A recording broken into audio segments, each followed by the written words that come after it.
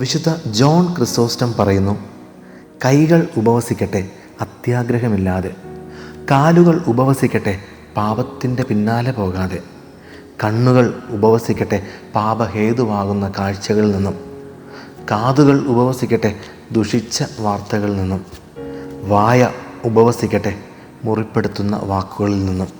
വചനം ശ്രവിച്ച് വചനത്തോടൊപ്പം യാത്ര ചെയ്യുന്ന വചനയാത്രയിലെ പ്രിയ ശ്രോതാക്കളെ, ഉപവാസത്തെക്കുറിച്ച് യേശുവിനോട് സ്നാപക യോഹന്നാൻ്റെ ശിഷ്യന്മാർ ചോദ്യം ചെയ്യുന്നതും യേശു അതിന് നൽകുന്ന മറുപടിയുമാണ് ഇന്നത്തെ സുവിശേഷത്തിൽ നാം കാണുന്നത്. യേശുവിൻ്റെ പ്രതികരണം പരമ്പരാഗത മതപരമായ ആചാരങ്ങളെ വെല്ലുവിളിക്കുന്നുണ്ട്.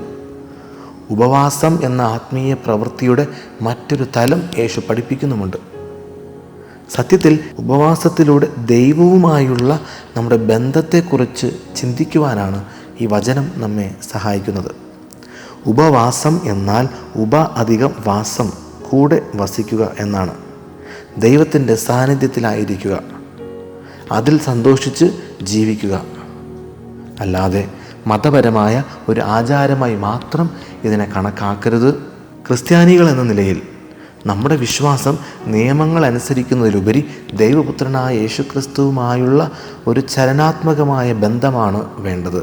ദൈവത്തിൻ്റെ അടുത്തിരിക്കുക, മനുഷ്യരുടെ അടുത്തിരിക്കുക, ദൈവത്തോടുള്ള സ്നേഹത്തിൽ വളരുക, മനുഷ്യരുടെ വേദനയിലും കണ്ണുനീരിലും അവരോടൊപ്പമായിരിക്കുക. ഇതാണ് ഉപവാസം. ഫ്രാൻസിസ് പാപ്പ പറയുന്ന ഇപ്രകാരമാണ്: നോമ്പുകാലത്ത് വയറിലല്ല പരിവർത്തനം ഉണ്ടാക്കേണ്ടത്, ഹൃദയത്തിലാണ്.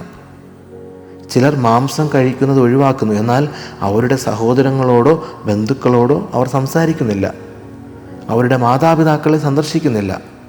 ചിലർ ഭക്ഷണം വേണ്ട എന്ന് വെക്കുന്നു, എന്നാൽ ആഹാരം ആവശ്യമുള്ളവരുമായി ആഹാരം പങ്കുവെക്കുന്നില്ല. ചിലർ കൃത്യമായി നോമ്പെടുക്കുന്നു, എന്നാൽ മറ്റുള്ളവരുടെ ജീവിതത്തെ വിമർശിക്കുന്നു, ഭാര്യയെ തല്ലുന്നു, ഭർത്താവിനെ വെറുക്കുന്നു. ഭക്ഷണത്തിന് നിങ്ങളെ വിശുദ്ധനാക്കാൻ സാധിക്കില്ല.